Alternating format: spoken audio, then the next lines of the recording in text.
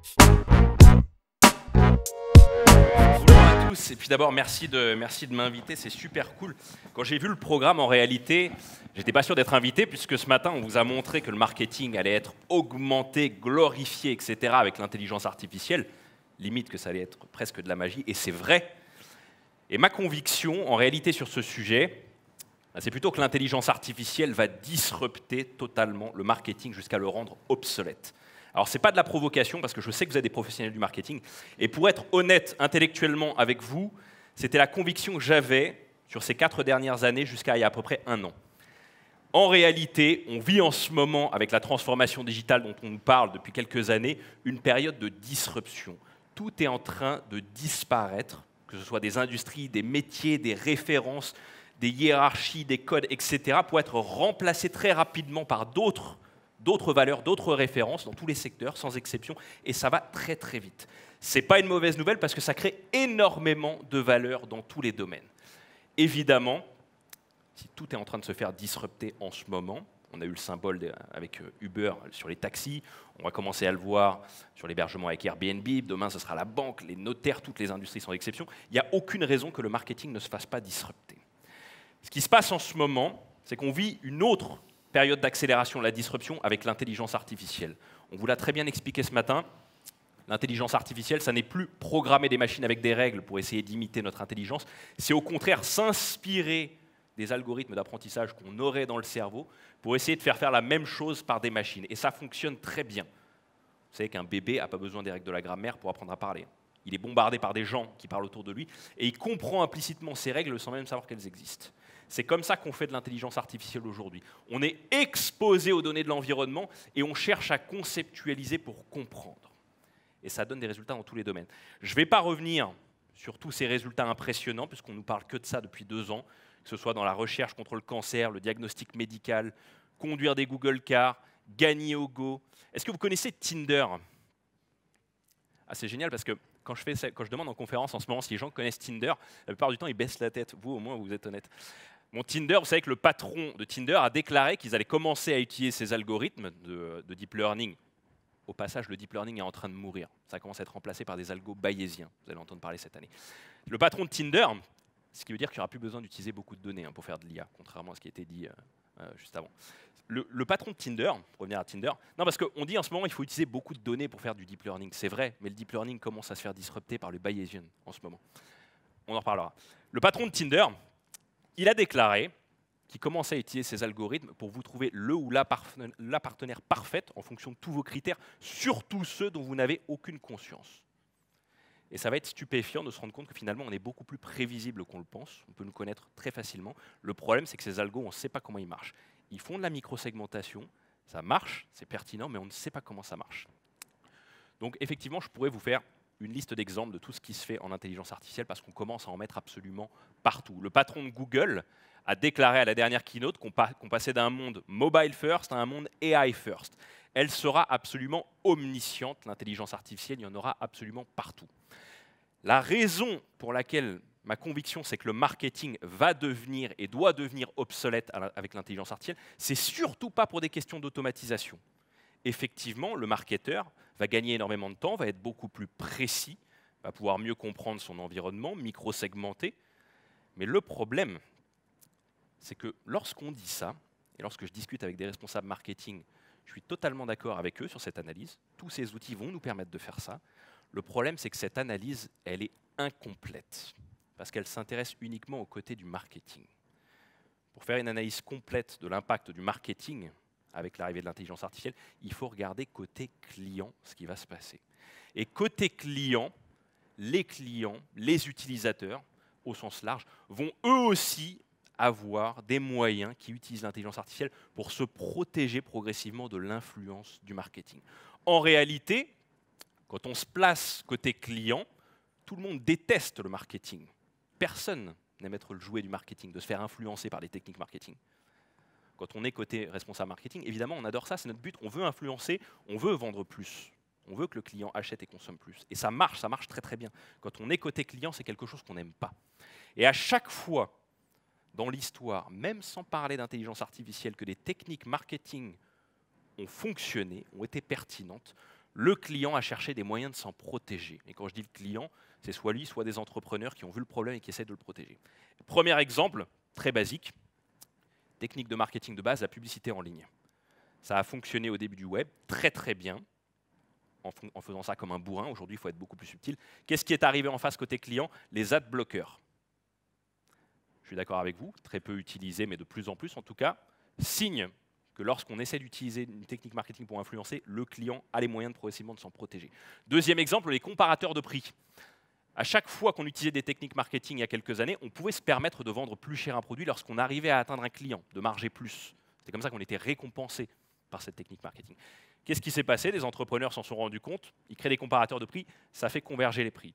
Il y a encore des différences subtiles sur certains prix, mais en tout cas, moyen de s'en protéger de l'autre côté. Autre exemple, le référencement. Vous savez qu'il y a des spécialistes du marketing qui sont experts en référencement naturel. Qu'est-ce que c'est leur job? C'est d'essayer de comprendre le fonctionnement d'un algorithme de référencement comme celui de Google, par exemple, pour ensuite le hacker, pour lui faire plaisir, pour plaire à cet algorithme, pour qu'ensuite sa marque, ses produits ou autres remontent. Sauf que côté algorithme, côté Google, eux, ils détestent qu'on utilise ces techniques-là, qu'on essaie de hacker l'algorithme pour s'en servir. Résultat, ils essaient de punir progressivement ceux qui utilisent des techniques pour influencer l'algorithme. Ils ne font pas ça parfaitement, mais vous voyez l'idée. Chaque fois qu'on essaie d'influencer, on essaie de protéger de l'autre côté. Dernier exemple, c'est celui de l'intelligence artificielle. Vous savez qu'aujourd'hui, comme je vous le disais, on en met absolument partout, y compris dans le marketing, ce qui veut dire que côté client, on va aussi progressivement, en tant qu'utilisateur ou client, avoir des algorithmes d'intelligence artificielle qui vont nous protéger de cette influence du marketing. Exemple, Netflix. Vous savez qu'aujourd'hui, Netflix utilise l'un des algorithmes de recommandation qui utilise les réseaux de neurones dont on va parler ce matin, qui fonctionne extrêmement bien. Est-ce qu'il y a des clients de Netflix parmi vous? Je ne sais pas si vous avez vu, mais à chaque fois que vous finissez un film ou une série, le choix, il est hyper pertinent. Leurs algos, ils sont éprouvés, ils fonctionnent très très bien. Le patron de Netflix, il a déclaré que leur concurrent principal, vous devez savoir, qui est le concurrent principal de Netflix? Allez-y, on est entre nous. J'entends juste... Amazon, c'est pas Amazon. Une autre idée? C'est pas Orange. C'est pas YouTube. Exactement, il y en a qui étaient à ma conférence à Cannes la semaine dernière. Le patron de Netflix a déclaré que leur concurrent principal, c'était votre sommeil. Vous voyez le problème?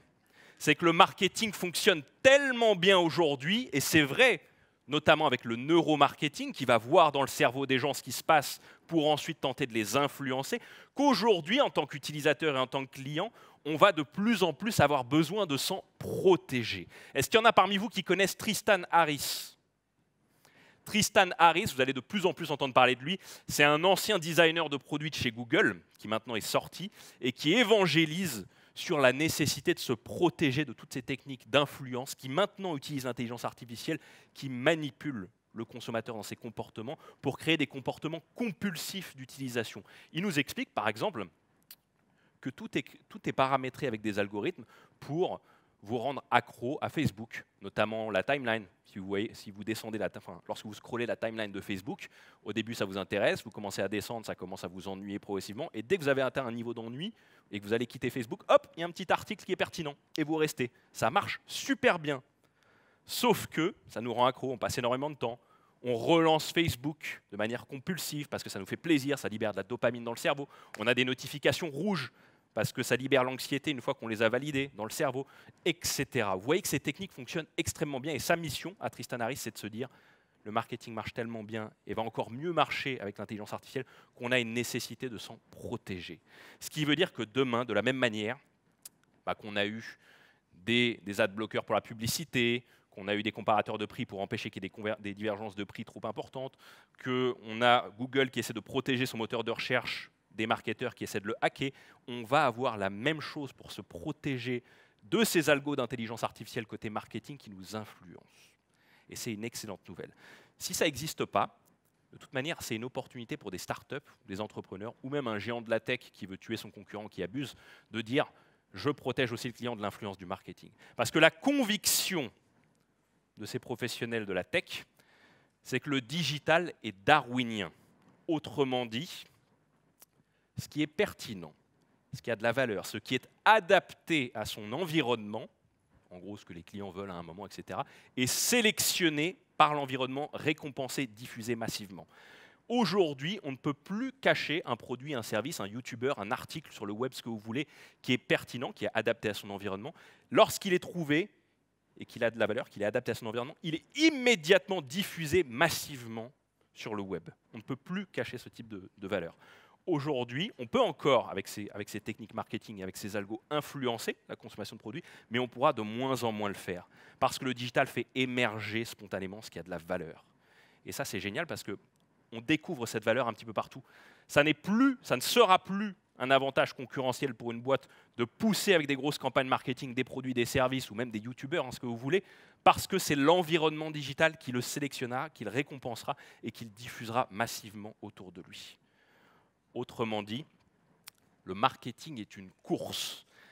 C'est une course entre les responsables marketing qui veulent influencer, qui veulent pousser du produit, influencer la consommation, etc., et les utilisateurs qui veulent s'en protéger. Cette course, avec ces algorithmes et avec tout ce foisonnement, à la fois sur les réseaux sociaux et sur les nouveaux algorithmes qui vont faire émerger ces produits, elle va se rétrécir progressivement. Il sera de plus en plus difficile d'influencer avec du marketing.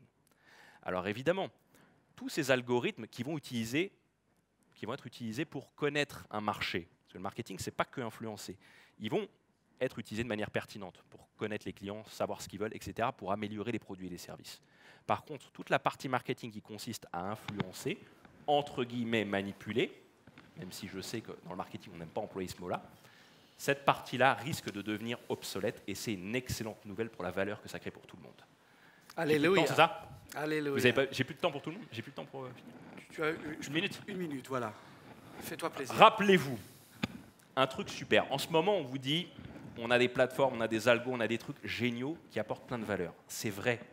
Mais gardez bien un truc en tête, c'est que les meilleurs aujourd'hui, en termes de pertinence, en termes de relation avec leurs clients, ce n'est pas ceux qui utilisent nécessairement les technologies. Amazon a toujours eu une relation exceptionnelle avec ses clients sans intelligence artificielle. Demain, la qualité de la relation, c'est ce qui comptera le plus. Parce qu'avec l'intelligence artificielle, on est en train de modéliser progressivement toutes nos fonctions cognitives. C'est que le début, mais ça va aller très très vite. Ce qui veut dire que demain, l'expertise au sens large, dans n'importe quel secteur, ne sera plus un facteur différenciant pour vendre des produits et des services, puisque l'intelligence deviendra une commodité. Ça peut se faire sur plusieurs années, on n'a pas de terme là-dessus. Mais en tout cas, ce qui comptera, ce sera la qualité de l'empathie, de la relation et de l'expérience qu'on offre à l'utilisateur, au client. Pour faire simple, vous n'irez plus chez le médecin pour son expertise médicale, ce sera fait par des algos, c'est sûr, et c'est une très bonne nouvelle, mais vous continuerez à aller le voir pour la qualité de la relation, parce qu'il vous écoute, parce qu'il est empathique, parce que vous lui faites confiance. Voilà, je vous remercie tous pour votre attention. Merci beaucoup. Merci beaucoup. Merci Stéphane.